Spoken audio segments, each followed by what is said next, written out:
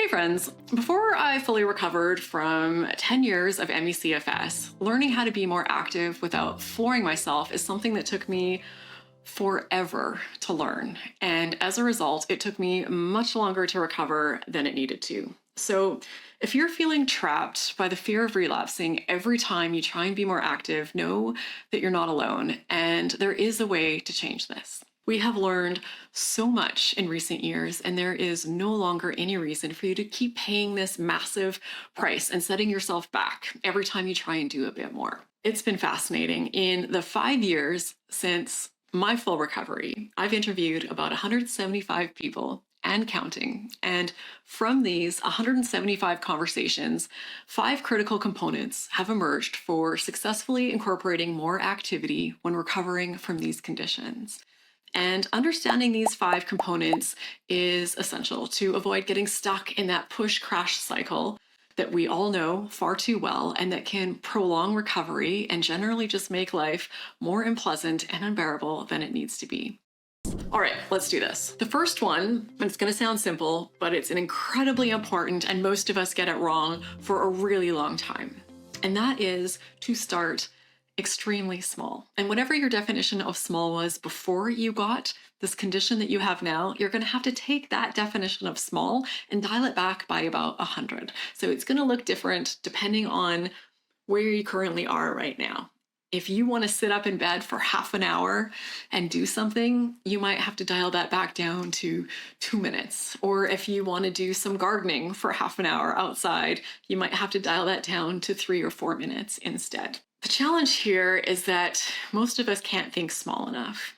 So it's better to start too small than to start with too much. And it's a tedious process, and it's going to require patience and a lot of self-discipline. And it's going to feel like, why am I even bothering? I don't even want to do this 1 minute of something. It just feels like a waste of my time. But this is how you build up. Starting small and bouncing your boundaries, as I believe Alex Howard says in his program at the Optimum Health Clinic, is how you slowly build up. So we know we have these current limitations that we're living within. So just keep flexing those out a little bit, just a little tiny bit, because we've all seen what happens when we try and do too much. You know where that's getting you. It's not getting you anywhere. So just have the patience with this tedious process and start extremely small. There's an element of pacing to this, but this isn't pacing in a rigid way, like you have a strict program to follow of, not doing more than 3 minutes. And if you do 4, oh no, is that too much?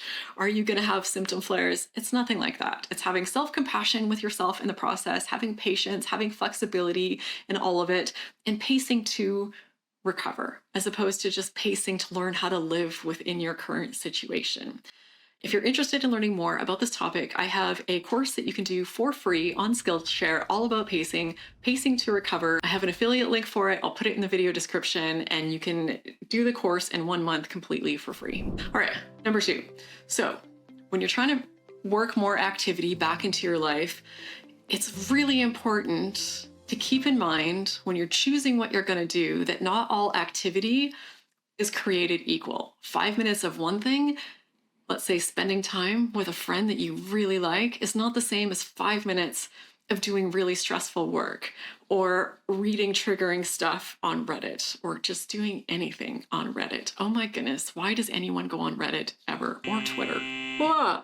That should be one of the 5. It's not one of the 5, but just a personal. Avoid those if you can. So something to keep in mind, a way to help you remember this is if you've seen the TV show What We Do in the Shadows, think of the character Colin Robinson. And if you haven't seen the show, know that it's a show about vampires, normal, what we think of as vampires.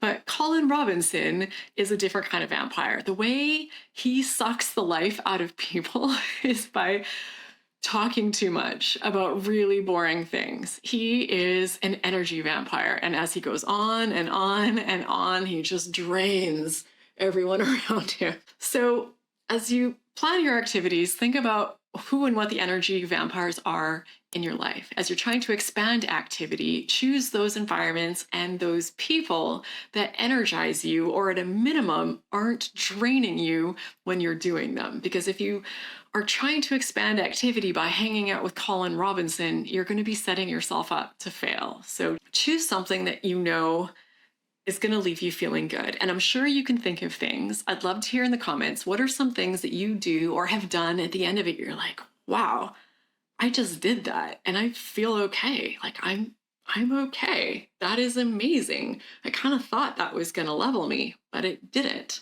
So start taking an inventory of those things and do as many of those things as you can as you slowly start to build your activity levels back up. The third thing is using something that I call activity bookends. And this is setting yourself up for success by when you add an activity into your day, you plan something immediately before it and immediately after it that will be restful and easy for you. Because quite often we stack things on top of each other, especially if we're having a good day or a better day. So we'll wake up in the morning and just go nonstop as long as we possibly can, getting done all the things that we wanted to do on the other days when we didn't feel as good until we just sort of collapse. So this is going to, again, require some self-discipline. It's going to require an element of pacing, and it's going to require planning. So when you plan that activity, plan something before and after it that are restful and rejuvenating, because this will also help to set you up for success. Many of us have the habit of every time we add something new into our life, because this can be something like, let's say you want to add in 20 minutes of meditation a day. The time and energy for that doesn't just magically appear if it wasn't there already. If you are already living your days, your life to your energy max, to your activity max, and you decide, oh, I'm going to meditate for 20 minutes, where does that fit in? I think we think that the space is just going to magically appear, that we can just shove these things into our days and somehow things will move around and space will magically appear, but it doesn't. So a part of this, an element of this is that when you layer on new things, some other things might need to go. So maybe you're eating leftovers today instead of making fresh food, or whatever that looks like for you. But it is an element of planning. What can fit? What doesn't? What does your schedule look like? What does your day look like? And how are you going to stagger that activity rest to set yourself up to be more successful? All right. The fourth thing with this is to accept that you're going to have to occasionally feel worse in order to get better. That symptom flares are an inevitable part of the process when you start adding more activity back into your life. This is not, I think most of us know now, at least in theory, that this is not a linear process where we just every day is better than the one before it and there's never any kind of backslides or anything along the way. It's just the nature of these conditions. As you slowly start to do more, you're going to have some symptom flares and you're going to occasionally feel a little bit worse. The key is to use the 5 components that I'm talking about in this video to help minimize those symptom flares so they aren't massive symptom flares that lay you out and set back your progress. And judge your progress as you're going through this, as you're adding on more activity into your days. Assess your progress not by the presence or absence of symptoms, but by your reaction to those symptoms. So when those symptoms come up, what are you telling yourself about what's happening? Are you reacting with fear? Is it panic? Is it despair? Frustration? Oh my goodness, I'm never going to get better. I'm going backwards. Why is this happening? Or is it, I knew this was coming. The symptoms aren't hurting me. My body is fine. I am okay. I'm going to have to feel a little bit worse every once in a while in order to get better. This isn't a straight line. I can note the symptoms, but I don't need to react to them, and it's okay. I know they're not damaging me. They're a part of the process. This is all fine. And that is a perfect segue into the 5th thing, which is brain retraining is without a doubt a part of this process. I get the impression from the many people I talk to in the different communities and forums that I'm in that people are looking at it like a choice. Am I going to do brain training? Am I not? Does it work? Does it not? Is this for me? Does this apply to me? It applies to everybody. Everyone is doing brain training all day, every day. You're doing it right now just by watching this video. So it's not a question of, is it for you? Are you going to do it? Is it going to help?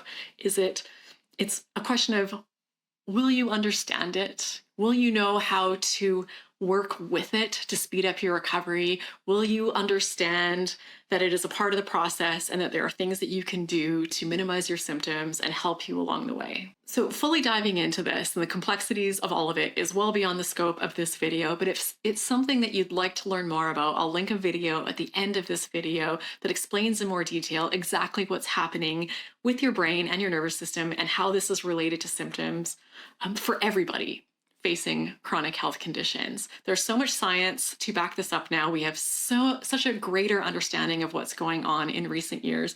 The brain scans show us that acute chronic pain and symptoms are activate a completely different part of the brain than chronic long-term pain and symptoms.